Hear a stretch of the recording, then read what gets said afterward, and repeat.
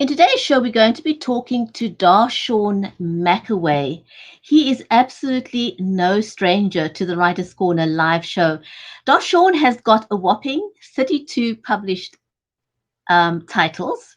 11 of those titles are bestsellers. And today he's going to talk us through how you can turn children's books into animation films, how you can fail forward because we all fail in life, but how can you turn that around into something positive and fail forward? And we're also going to be talking about one of his latest books in Anaiah's adventures. So stay with us.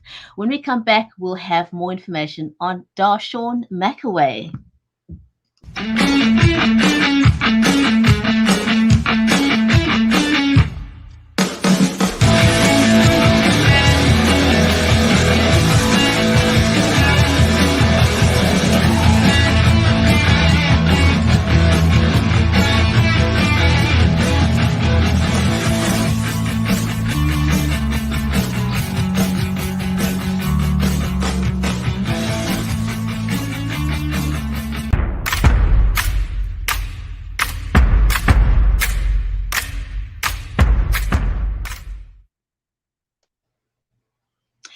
If you're just joining us, welcome to the Writers' Corner live show. I'm your host, Bridgetti Limbanda from Cape Town in South Africa.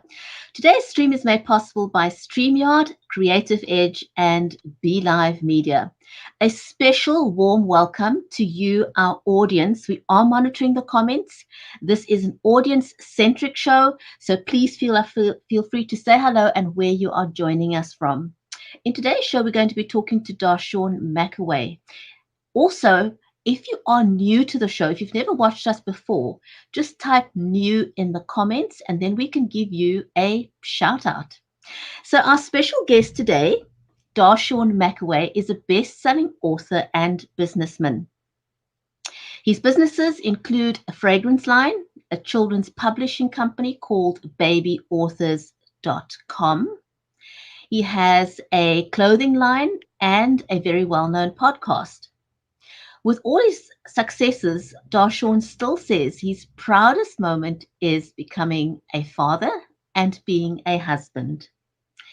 He rose to fame with his best-selling children's series, Anaiah's Adventures, made available in the Walmart stores and other big retailers. But I'm not going to give away too much more about that. I actually want Darshaun to talk about it himself. So with that, let's give a warm welcome to Darshaun, shall we?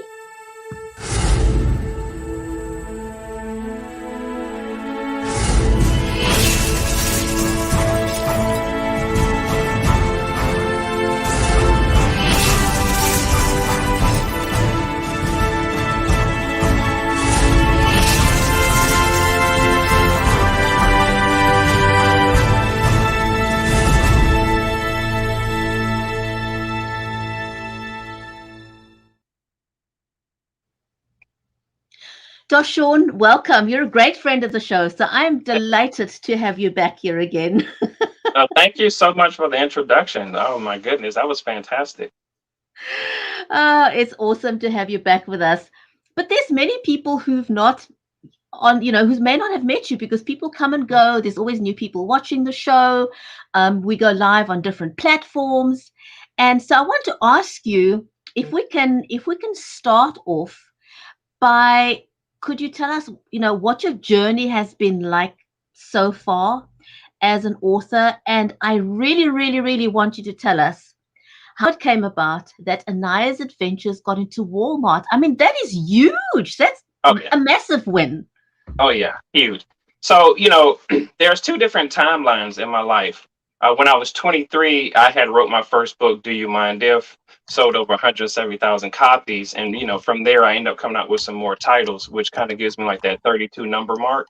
But then in the year of 2015, I ended up getting married. And I told my wife, I say, hey, we got to figure out a way to take care of this little one here. We didn't really plan out the financial revenue on having a baby. So I say, hey, listen, I know some people. Very, very few people do, right? Right. So I told her, I say, listen, I know some people in Arkansas. There's a few people who owe me some favors. Maybe they can connect me with some people at the headquarters. Well, those people that I knew, they no longer work there. So we had made our way to Arkansas, got ourselves situated up in the Bentonville area where the Walmart headquarters is. And I wasn't hearing back from people for weeks. So I say, listen, I got to go up there. Right. And that's a big no-no, especially in today's time. But in 2015, this is way before COVID, didn't, that type of stuff that wasn't even in existence. So I go up there, I have all my materials with me, a business card, the first book, first children's book, Anaiah's Trip to the Rainbow, right? And lo and behold, I see this gentleman coming out, and I'm like, okay, I can ask this guy what's going on. So I'm walking up the steps, and I purposely bump into him. I said, "Oh, excuse me, sir. Hey, my name is Darshaun McAway. I'm trying to figure out how do I get my children's books placed inside of Walmart." So he said, "Well, tell me more." I said, "Well, yeah, I have this small publishing company called babyauthors.com, and we're trying to come up with a 5-book series, and we want to find out how to get our books, inside your stores." He says, "Well, guess what? My name is James Cameron. I'm the vice president of Walmart. You just met the right person." So I go, "What?" He said, you Oh know, my goodness. Like, what are the chances of that ever right, happening? what are the chances, right? So he says, "Give me your business card. I'm going to connect you with the book buyer." The book buyer emails me like, 3 or 4 days later, says, "James Cameron told me you're the person that I need to know. When can we set up a meeting?" We set up a meeting like a week later. I brought my wife and my daughter, and the meeting went well, to say the least. But what I love about that day the most is when the meeting was over, James Cameron came back to give me a handshake to say congratulations, and I have that photograph of him knowing that I was going to land the deal with Walmart. Wow. That, that to me is just humanity right there.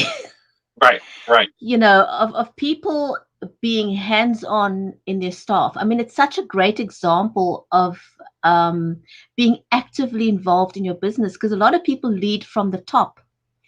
They're not visible. They're not right, available right. to, to customers, to clients, and even oftentimes not to their staff. Right. So I think a huge big shout out to Walmart for that one. Yeah, yeah. And and little did I know at the time, they were looking for people like me who had a small business, who had a great product. It just so happened that they do not have enough of what they will label urban books or African American books placed inside their stores. So when I told them about the business plan of having a 5-book series, they were all for it. So it's going on 6 years now. I've been doing business with Walmart going on 6 years, roughly in August. August is when Anaiah was born. Her birthday is August 8th. So, from there, we've been able to create so many different things: socks, shoes, bed sheets, umbrellas. So, Walmart doors opened up to us tremendously.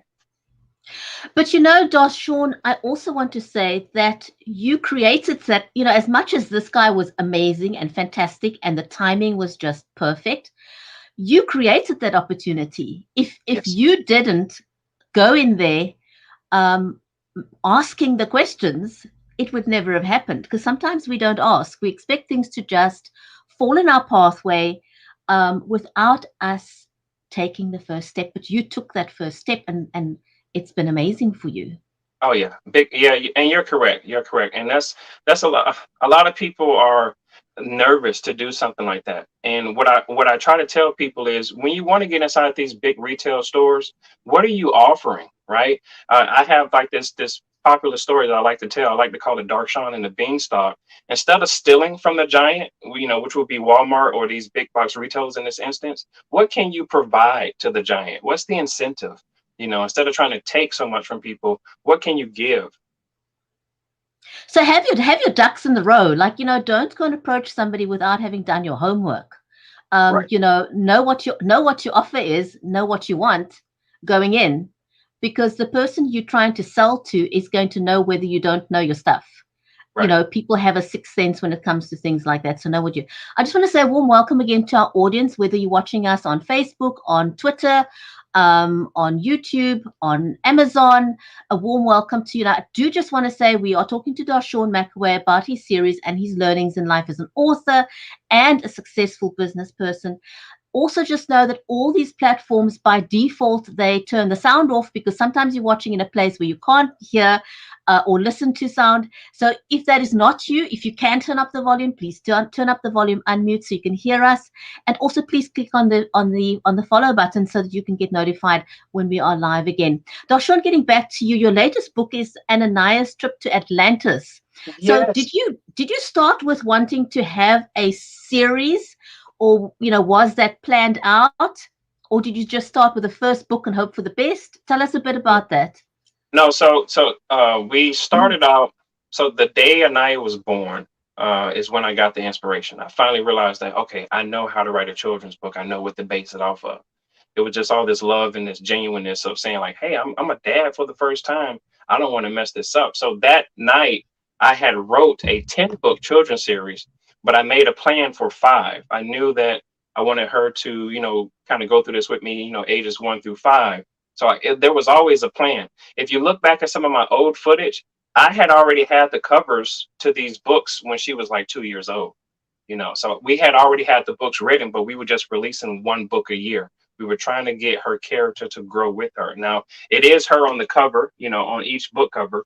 This is Anaiah's Trip to Atlantis. So this is what she looks like now, and this Right. book here just came out a couple of weeks ago. So we're still doing good with this one. This, everything was premeditated. Everything that I do is absolutely premeditated.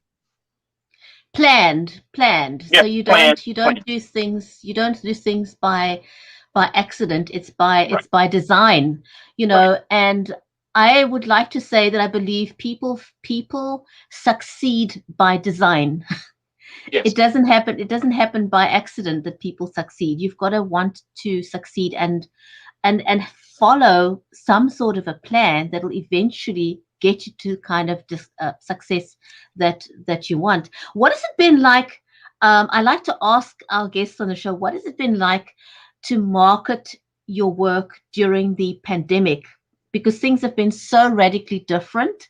You can't go to book signings, you can't hold in-person events. What has that meant for Anaiah's Trip to Atlantis? What have you done So differently? this is so funny because when the pandemic hit, this was a great opportunity for me because I came from marketing all of my books through the internet. So I wasn't worried about the grassroots getting out to people. I said, okay, I'm gonna go back to what I remember. I came from a place where I used to market to people on MySpace. And what I love the most is Google Translate. I could tell someone that I can speak Japanese or whatever Russian and with using Google Translator, and I would contact people and start a conversation, and they would think that, hey, this guy knows my language, and then slowly but surely I would end up selling my book to them. So that's been Wow. the biggest highlight for me. I've always done that. I've done it since 2007. I will never stop. This is why I am a bestseller. My books sell every day, every week, every month, every year for ever since 2007. 2007. So you've really sort of owned the online space and used it. But tell us a little bit, apart from sort of the languages, what have you used? How have you used online to sell the books? Because a lot of people are online, but it doesn't mean that they're selling books. So what Right. exactly is it that you do to make the sale? Okay. So what I do is years ago, I started my own newsletter. It's always best to collect people's emails. So I'll email people, set up my storyline. People know who I am. They keep up with me throughout the years. And I slowly just inform people about what I have going on. And sometimes we use a email marketing company. This is probably the best way for people to do this. Use an email marketing company to help build up your portfolio of who you are. Or you can even hire a publicist. A publicist is a great way to get your name out there, your face out there, your brand out there. You have to have people to help you market who you are. People want to know about your books. They want to know about you, which is part of the reason why I started the podcast. My podcast was to let people know how to go about marketing their book. You have to learn how to sell yourself. You have to make yourself interesting.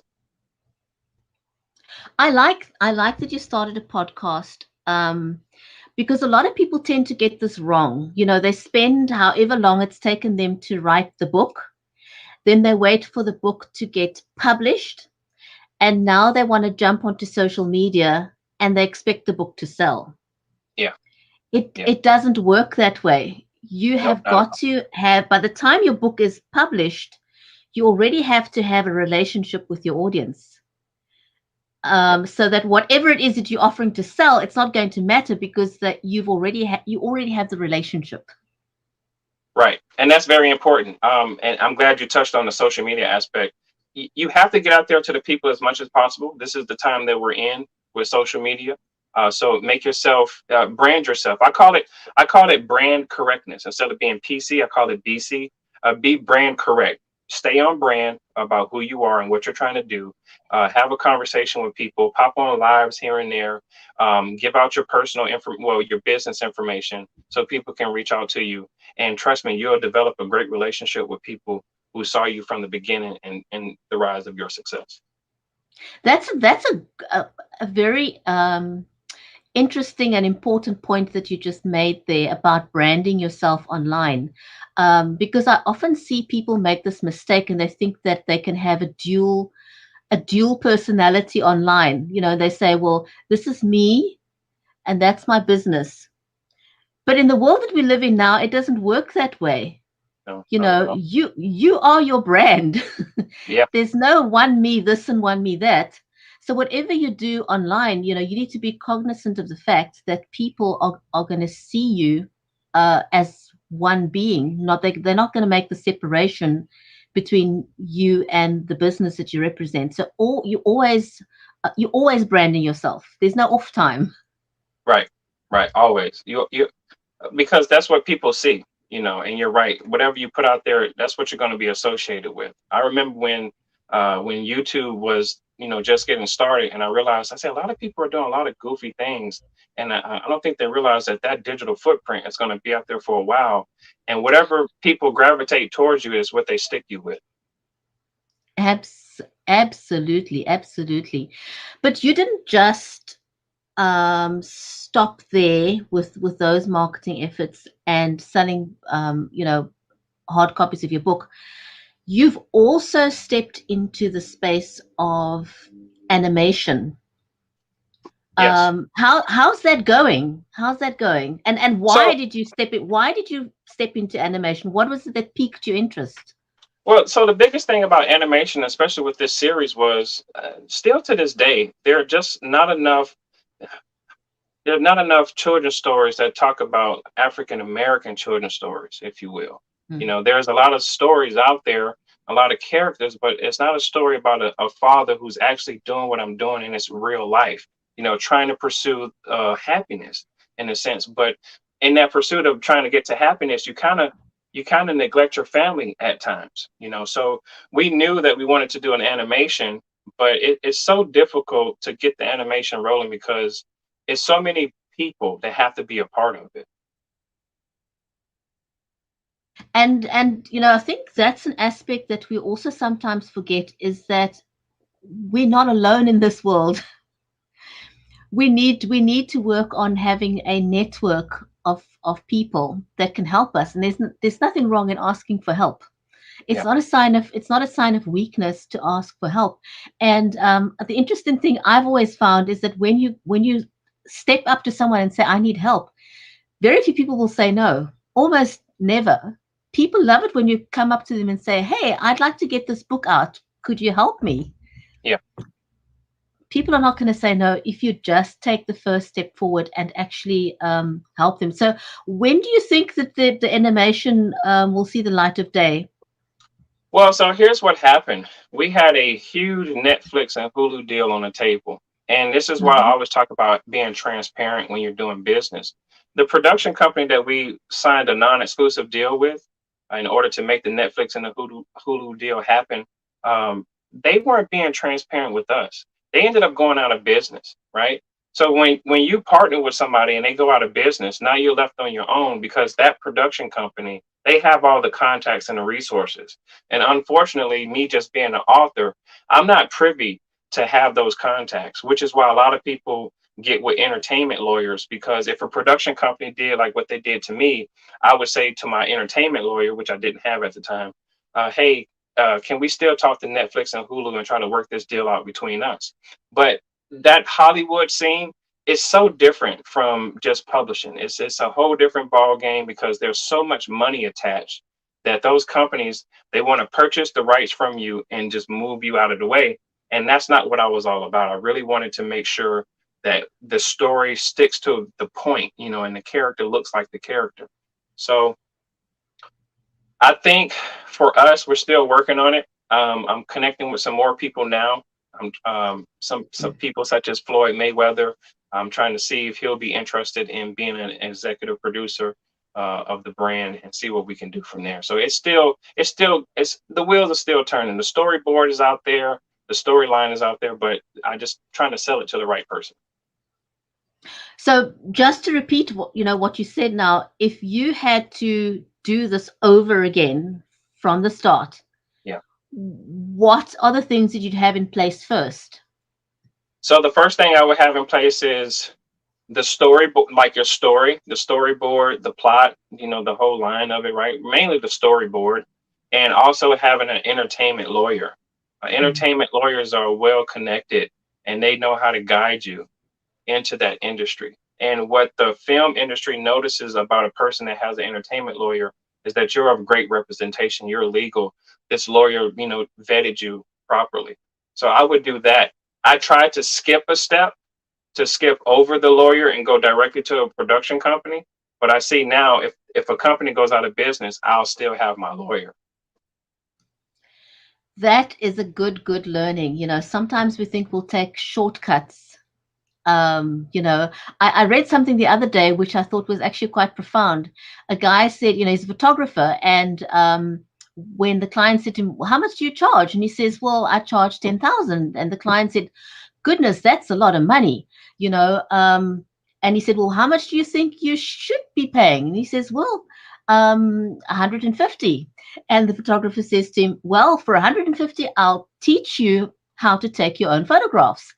And the person says, fantastic. And he says, but before we get started, you will need to invest in a DSLR camera, which costs X amount. You'll have to invest in a lens, which costs X amount. You'll need a tripod. You'll need this, that, and the other. And the person quickly realized, whoa, this is like 3 times the 10,000 he was talking about. Yeah, yeah, yeah. That's exactly right. You have to. The biggest thing I like to tell people is the way to invest in yourself is about your ideas, not so much into like investing into the market, but investing into yourself, buying the right, equipment if you can. Take your time and research it. There are plenty of free videos and free advice of people telling you how to do it the right way so you can be successful. So start with good, research is everything. Do your homework. Darshaun, I want to move on to actually the sort of writing process. How do you write a compelling story? Because we all speak English or whichever language we write, and we all know how to write. But writing a compelling storyline and being able to get your work out to print is not as easy. So Right. do you have any tips or suggestions that you're willing Oh, to share? oh, absolutely. Listen, it doesn't matter what genre it is. The best way to tell a story is from your own personal experience. And when I say experience, I'm talking about dealing with your own imagination. You have to stay inside of your mind when it comes to writing. When I first started writing poetry, I spoke about my heart being broken, and that came from a true place. So when you read it on paper, you go, I understand where this young man is coming from. So fast forward years later, I go, well, listen, I want to tap back into my childhood. I want to find out what it is to play again. And now I have a little person I can play with, and I can show her how to do certain things. So I tapped into that. So with our children's book series, they're just fun. So I tapped into my fun side. I'm like, again, I'm just happy to be a dad. I'm happy somebody wants to play with me, and go to the park with me all the time. So, in order to write a compelling story, I would say you have to stay inside of your imagination. That's where the best books come out of, your imagination. That is amazing, and I like that you talk about tapping into your real life experiences, um, because they're relatable. It's unlike stuff that you make up. It doesn't convey the same sense of authenticity. as when you're talking from your heart, because when you're talking from your heart, you become relatable to other people. And very often we think no one else can understand my story. Um, but surprise, surprise, when you actually muster up the courage to share a real life story, you will find that there are so many people that will reach out to you and say, yes, this is me. This was written just for me. This was written just for my child, Right. you know, Right. because it's so relatable. So I like that particular tip that you shared. Thank you for sharing that. And so once your book is actually, I'm going to put you on full screen for a second because Okay. I want people to see those books. They are gorgeous books. So to what extent were you sort of involved in designing the covers? Okay. So I'm involved in every aspect of these books. What we were doing was the first book, Anaiah didn't have any say so. It was just my wife. And we were just trying to figure, okay, how do we make this, give it a commercial appeal?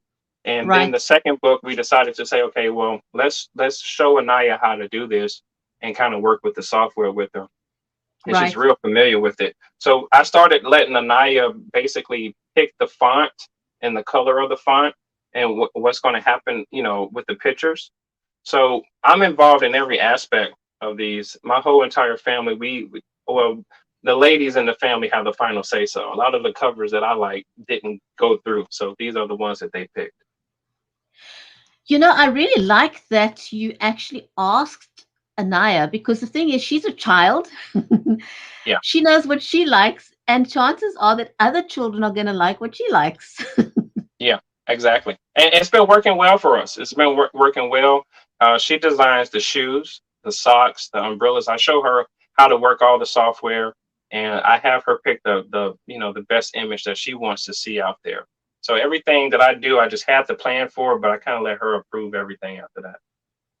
But aren't you teaching your daughter great business skills at the same time? Yes, yes. Great business skills and also how to be a competent communicator. That's the biggest thing that I want her to be able to do is to be able to say what you're going to say, be confident about what you're going to say, and be responsible about what you're going to say. So yeah, she's becoming a great business person. That is amazing. I can see a young author in the development there and look forward to her writing her own stories once she gets around to that. And with the right encouragement, I'm sure she'll get there pretty quickly.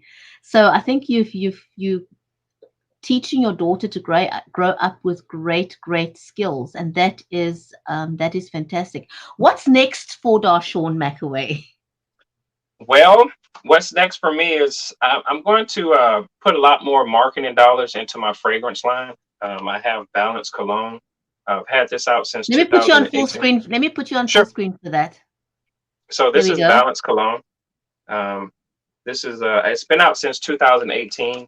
So we're gonna pump a lot of money into that, and we're just and Anaiah is going to do a museum. Is it a museum event where she's going to display her paintings, and she took her paintings and turned them into a watch. So we're gonna Oh, do that for her. wow. Oh my We're gosh, gonna that's yeah, amazing. we're going to do that for her, and we're trying to have an event where we talk to parents about honing in on your children's talents and how to possibly make revenue from that. But it's not really about that. It's about trying to find out who they are, tap into who they are, so you could find out, okay, this is what they're interested in. Let's keep her in that, and let's keep her focused. And if we can hire someone to help her more than what we know, let's stay right there and do that.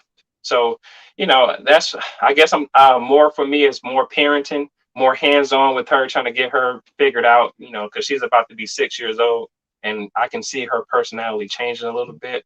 So I'm like, okay, let's find out what you're really interested in. I want to just give a shout out to Lillian Muller, who's watching us. And she's got an amazing son and daughter, Ella and Marlon. And Ella, I think, is 10 years old, and she's live streaming. She's live streaming and Wow. doing an absolutely amazing job. She's got the most amazing on-camera personality, and also her little brother. So a big shout out to Lillian. who's doing a great job with her two children. Good job. Um, and I can see, I mean, Anaiah is watching you doing your podcast, no doubt. Mm-hmm. Yeah, she's well, and we also have a podcast together. We have a baby Oh authors wow. podcast. Yeah, yeah, Oh we're the wow. fam. It's we talk about the books. We talk about family business. We talk about raising her, and how difficult it is. It's difficult to keep your family on the same track. But we try to make her have a lot of fun in this process. Um, the biggest thing that we focus on the podcast is having our daughter get to know us, right? Because we're so, and that's something that a lot of people don't focus on is, hey, how do we get her to get to know us? And so she won't think that we don't want to have fun or we're too boring. We're trying to explain to her like, hey, this is what we go through, and we know you're trying to have fun, but you need to kind of get to know us a little bit too. And I think, with the podcast, you sort of able to, because you're talking to the world, you're able to step out of that sort of mommy and daddy mode that you generally would be in. Yeah, And so she's getting to experience you the way other people would experience you. right, right. And I think that's great, because children sometimes only see us in the mommy daddy role, and they don't get to experience what we're like with other people. Whereas her being involved in your podcast gives her that opportunity at a very, very young age, Yeah, um, which is phenomenal. yeah, And you equipping her with great business skills from a young age. Just because formal education, while it's great, and while I will advocate for formal education, nothing replaces the hands-on education, the skills part, the life skills part, which is what you are teaching her. right. um, that's very, very important aspect of children. Darshaun, I want to say a huge big thank you to you Thank you. for your time, for sharing your learnings with Anaiah's adventures, Thank and you so much. we wish you well with the series, with the animation. We'd love to. I'm going to put you on full screen for a second again, so you can Okay, show that up. sure deal. and we wish you well with the animation bit. I would really like for you to come back again once you've got the animation in the bag, to tell us about how that went. That'll be absolutely fabulous. So congratulations on that again. And Lydian says, well done to you, Darshaun. Thank you so much, and thank you for having me. I really appreciate you so much. You've been helping me for, I think, what has been 2 years now, maybe three. It's been a while. Yeah, it has been a while. We actually, this July, the Writers Corner live show will have been running for 3 years. And Darshaun, you have been one of the very, very first people that we had on the show. So it has been a 3-year journey with Yep. Writers Corner Live. So thank you for always, thank you for your support. Much appreciated. Thank you so much. You have a great day. Thank you. Thanks very much to our listeners out there, and our viewers, and whichever platform you're watching us on. Much appreciated. Thank you for stopping by, and great to have had you join us. And again, um, Lillian, thank you for your kind words. Much appreciated. Take care, everyone. We'll see you back next week on the Writers Corner Live Show.